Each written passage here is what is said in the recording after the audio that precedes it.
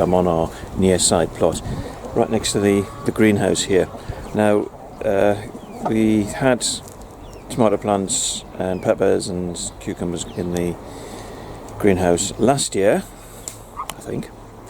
We had planned to use the greenhouse for planting up lots of seedlings this year, but never got round to doing it. But over the winter we did actually use it for a few weeks to house some of the hens during the avian flu lockdown. But somebody has just given us a load of tomato plants, so I'm going to go into here through all the nettles. I'm going to clean out the greenhouse and get the tomato plants, and I think there's 3 pepper plants as well, and get them planted up into the greenhouse. It's late in the day to be doing it, but there's just enough time for them to grow and to have a crop by late September. So these are the tomato plants here. I've also been given some leeks, and they're going to be planted next to the potato crop on our field. We've got one of the paddocks there has been ploughed up, and we've got a few furrows left that weren't planted up with potatoes, so we're going to plant the leeks on them instead. Well, the first few nettles have already been taken out, and the goats are having a good chunk with them. Right, we've still got all of this to do. I've come down to a place called Beggars Wood, which is a parkland, actually very close to where I used to live when I was a child. And it belongs to the council. It's a local parkland, and the reason I'm here is because of this. Now, cherries. Loads of cherry trees planted here, and normally the cherries are ripe and ready for picking in June, and if you don't get out here soon enough, the wood pigeons get them all. But this year the cherry crop seems to be a lot later, a whole month later. So I've come to sort of check on whether it's worth coming down here to pick them, and quite clearly it is.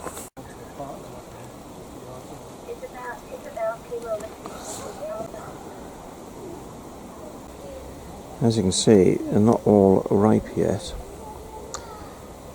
So I'll come back in maybe in just a couple of days to get the ripe ones. But it's probably going to be useful for us to come back in about a week's time as well to pick the ones that are currently unripe, but which by next week should be ripe in abundance.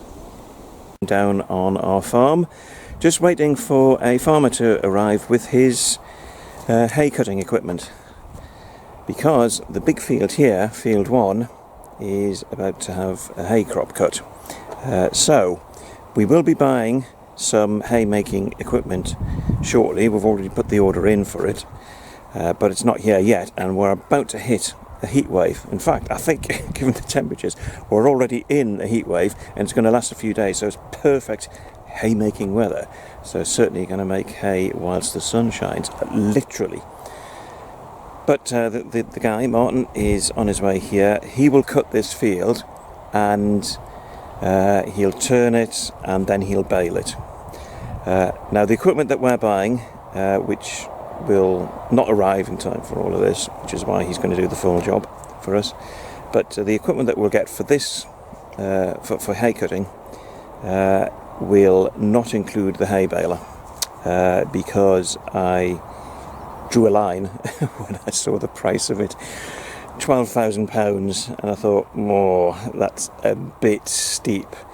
So if we're going to be cutting the hay here in future, not for this year but in future years, we can cut it, but then we'll get Martin in to do the baling. So the bottom of this field we've already cut using the sit-on lawn mower or grass cutter. It's a heck of a size lawn. So this has already been cut here, but further up it hasn't been cut, so that is what is going to be turned into hay.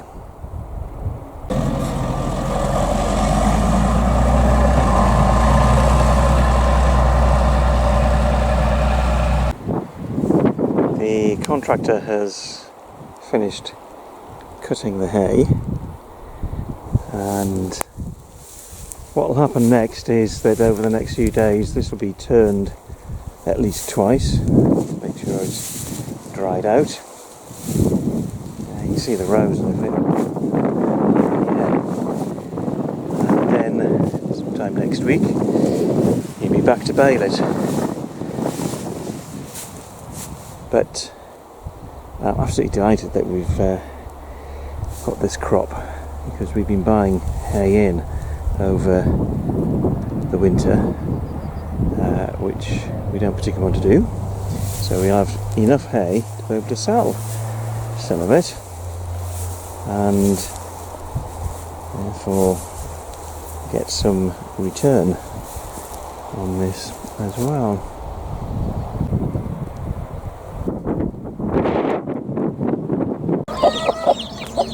Earlier this week,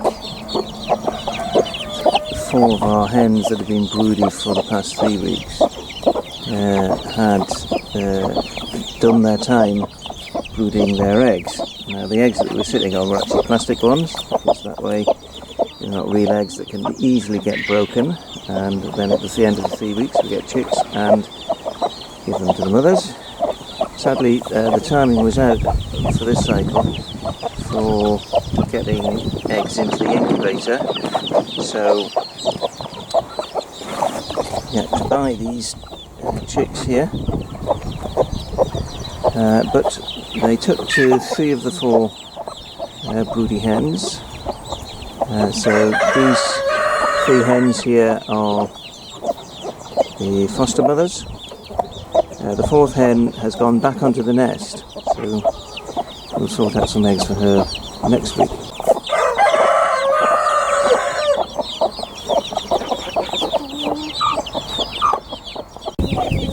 When I arrived here at the allotment this morning, this duck was walking about, followed by 3 ducklings. Now the thing is, she actually had more than 3, because she's got a 4th one, which is back home at the minute. Right, so 3 ducklings following around the mother duck, and I checked the nest. 1 unhatched egg, and it showed no sign of being about to hatch. It was cold, and I couldn't hear any activity in it. And then there was another egg which was sort of 3/4 hatched, but where the duckling inside had basically stopped hatching. And I opened the shell, and there was this little duckling inside. Now, when we've opened eggs where the chick or the duckling has basically stopped trying to peck its way out, normally they die. But this little fella is quite feisty, so we brought him back here. Well, he or she, it, brought it back here and made sure it was warm, and it's dried off. So I'm going to take it back to the run with the mother in the hope that the 2 of them will bond.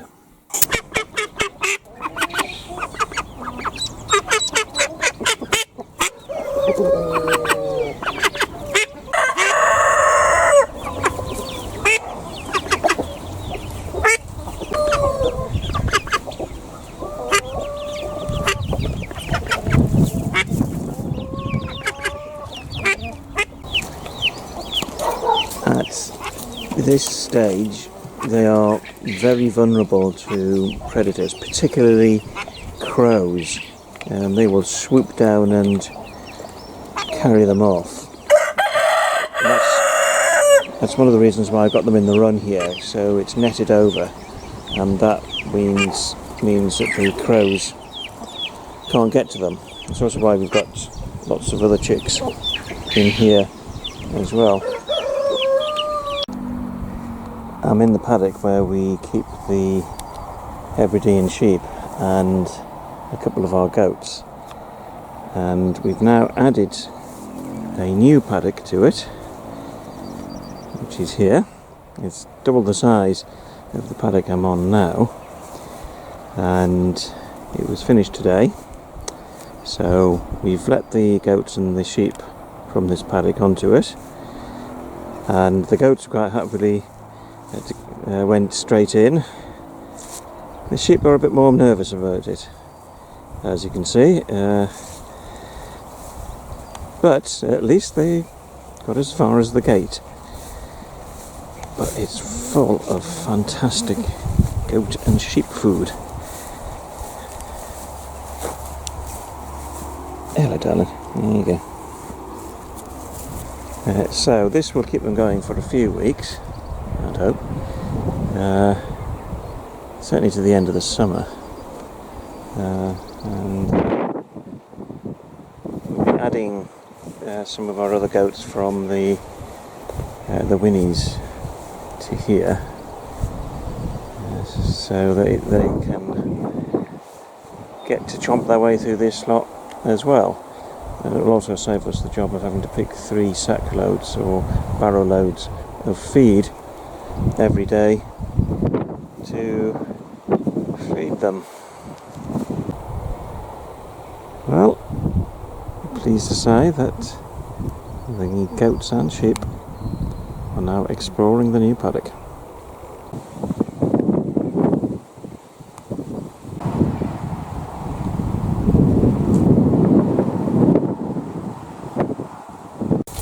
We're in our new paddock, which was officially opened for the sheep and goats yesterday.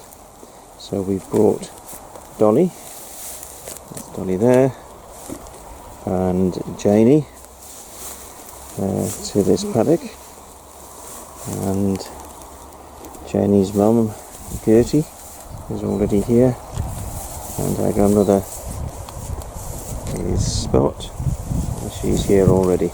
Spot looks like she's been stuffing herself all day long, feasting on all of this.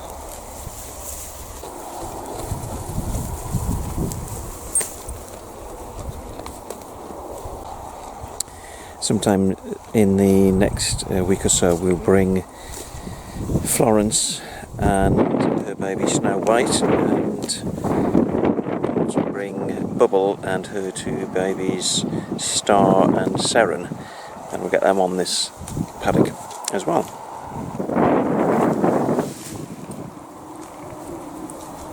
We're in a bit of a heat wave, and I've been out working in it for most of the time, and then I came home from the farm this evening and fell asleep for an hour, so I've only just woken up, so if I'm looking a bit sort of dazzled, you know why. Anyway, I've just arrived back at our near side allotment, and somebody's been cutting a hedge. I'm going to show you. Now this is the path to my near side allotment, so we've got all of this stuff here. This is all hawthorn, loads and loads and loads of it. So this will keep them going for at least a few days. Yeah, thankfully it means I don't have to go out and pick sacks of feed 3 times a day to feed to them. But they've already had loads to eat today, so They may well have some more, but I don't think they'll be massively hungry.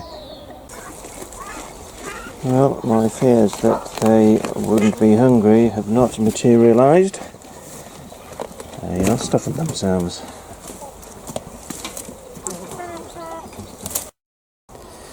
It's funny because one of the jobs we did this afternoon was to take a load of privet, hedge trimmings from a friend's garden up to the farm where we fed them to the goats and the sheep. So we are awash at the moment with hedge trimmings. But hey, think about it this way. That's somebody else's waste, but for us it's a resource. We can feed our goats on that. And think of all the time that's been saved, not having to go out and pick all the equivalent amount of food that we would have needed for them anyway. So it's all going spare, it's all free, and it's all the hedges on this site are all hawthorn. The privet came from the nearby housing estate. So on the Winnie's site here, where our allotments are, it's all hawthorn, so the goats love it. It's really good for them. It grows quickly. You chop it back within a short space of time. You need to cut it back again, and all the other allotment holders don't have to go through this process of getting rid of the waste, because all they do is drag it down to my gate and problem solved for them. So yeah, it's one of the great lessons of self-sufficiency. Somebody else's waste is our resource. Somebody today dropped off 3 sacks of beech leaves from their beech hedge in their garden. I've already given one of the sacks to Steve for his goats, but you can see some of these branches here are really thick, so they'll actually be used as firewood as well.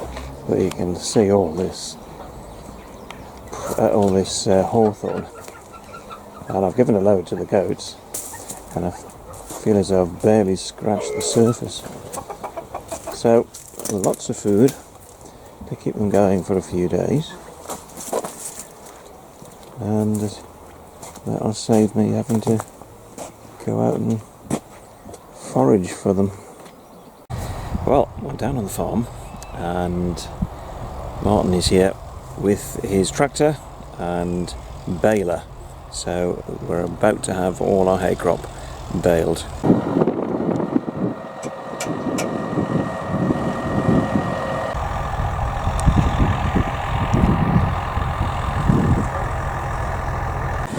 I've got visions of absolutely hundreds and hundreds of bales of hay. We'll obviously be looking to sell as much of this as we can, but hey, we're not going to have a shortage this winter. We're going to have it surplus by the tonnage. It's loads of it. It looks absolutely fantastic as well, so really looking forward to the first bales coming off the machine.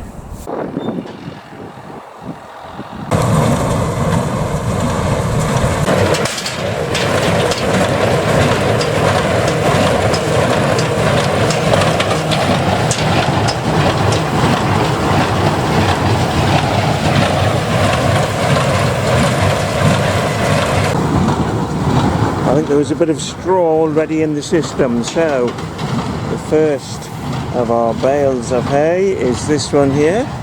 Oh, it makes me feel so proud. Oh, well, isn't this cosy? Nice little romp in the hay. However, the tractor's going to be heading back this way any moment now, so I better get out of his way.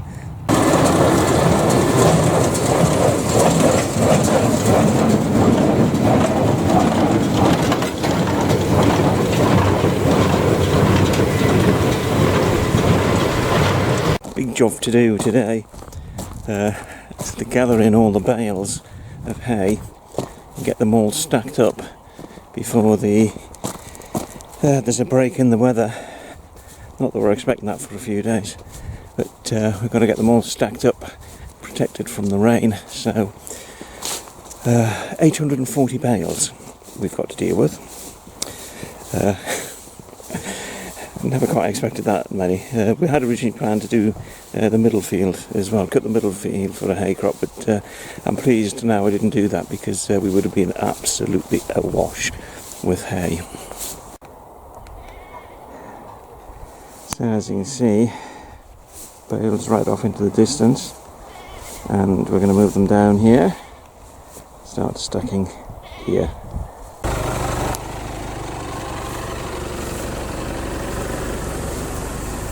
Right, first batch, and it's going here.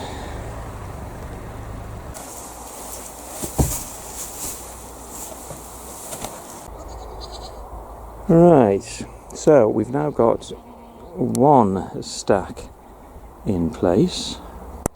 There's over 140 bales of hay in that. And we reckon we've got about another 5 of these to go. But not today, because it's now mid-afternoon and we've got lots of other things to be getting on with. It's been record-breaking temperatures today. We have had temperatures above 40 degrees centigrade in the UK for the first time ever. We didn't quite have them at 40 degrees up here in the northeast, but it felt as though we were pretty close behind. So over the past few days, we've been moving our hay, which was baled last week. We've been gradually moving it down here to the hay stacks that we are assembling. 840 bales in total, but today we decided it was not a good idea to be humping around bales of hay when the sun was high in the sky. It was just asking for trouble, that. So it's now 8:15 in the evening. We've been doing a couple of hours here to get the hay moved. There's still loads and loads of it to do. But we're calling it a day at the moment, and I'm going to go home and try and stop sweating, because I am dripping in it at the minute. It's still hot, but tomorrow temperatures are expected to be back to normal, but that's going to be helpful. But what I don't want is rain at the moment. I've checked the weather forecast. There's a sort of a few percent probability of rain, so hopefully it'll stay away. It can rain as much as it wants after we've got the bales up and in their stacks and covered in tarpaulins, but before that I just want it to stay dry.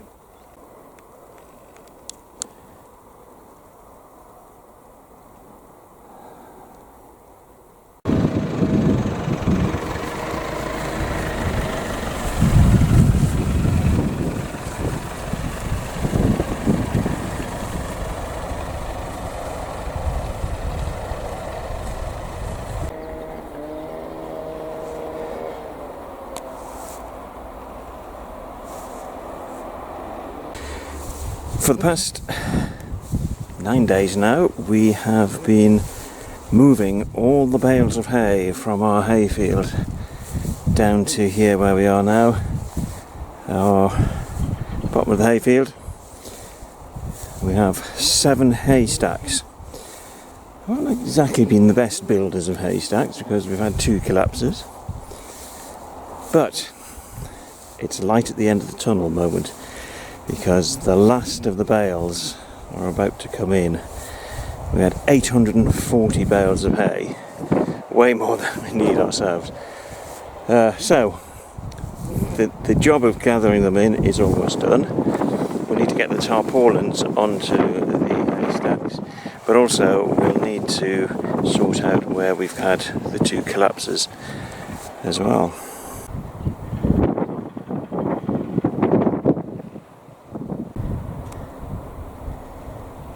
It's like the Berlin Wall of hay.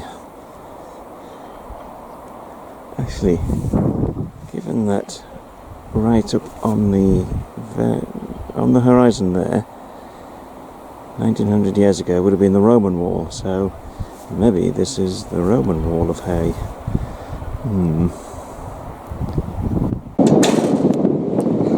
Right, that's the last trailer load. Normally we put 16 in, but only 11 in this one. Oh, I feel so pleased that this job is just about done.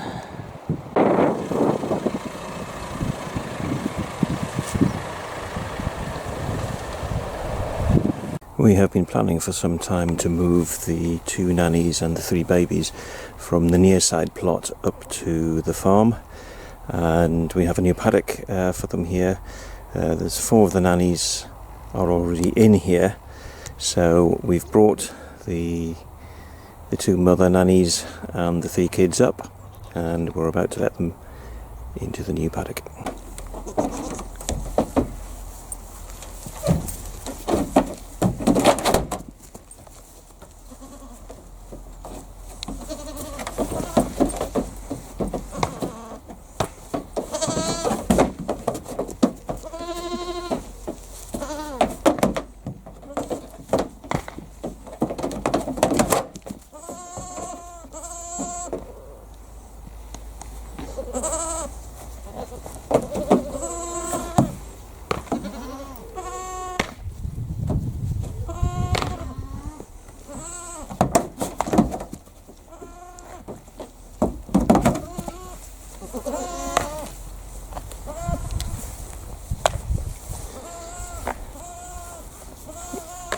Both Florence on the left here and Spot are quite dominant, so these 2 are going to have to play it out amongst themselves as to who the boss will be. I suspect it'll end up being Florence.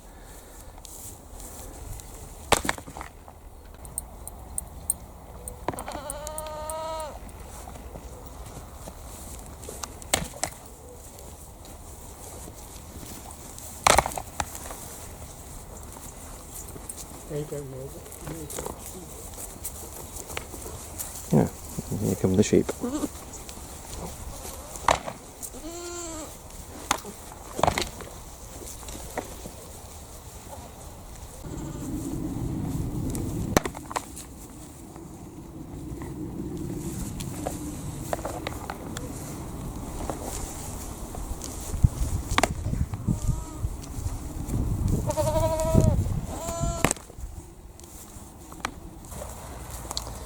So, after a lot of headbutting, it's time for tea.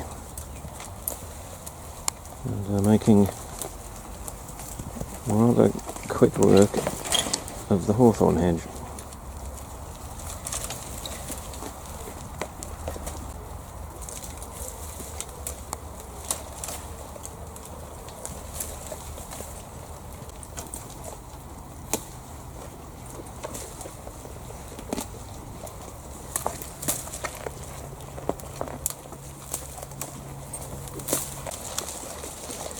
So they rather like my crab apples.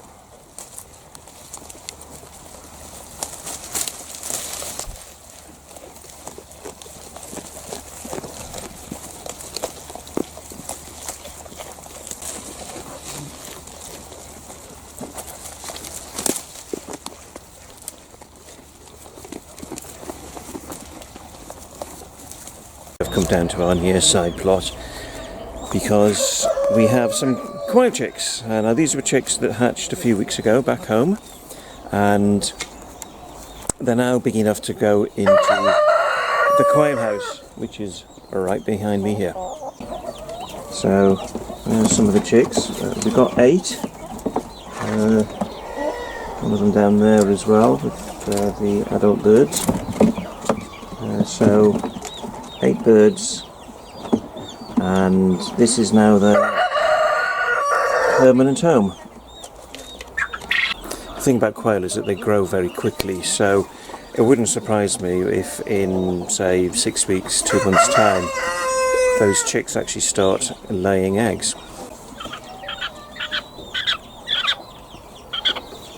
I feel like I should have a bottle of our homemade elderflower champagne here to celebrate the fact that not only have we got the hay crop in, we've got it into 6 hay stacks, and more importantly, we've got the tarpaulins over it as well, and we are expecting a reasonable amount of rain this weekend, so we definitely wanted to get this job done by now, and I'm pleased to say that it is done and dusted. So we have over the winter a supply of feed for our animals, so 840 bales of hay, which is way more than what we need.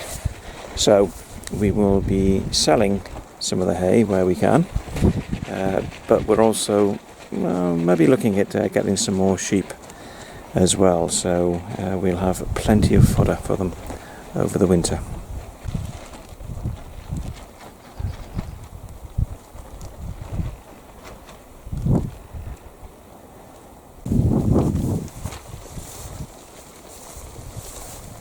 So now that we've got this job done here, it can rain as much as it wants.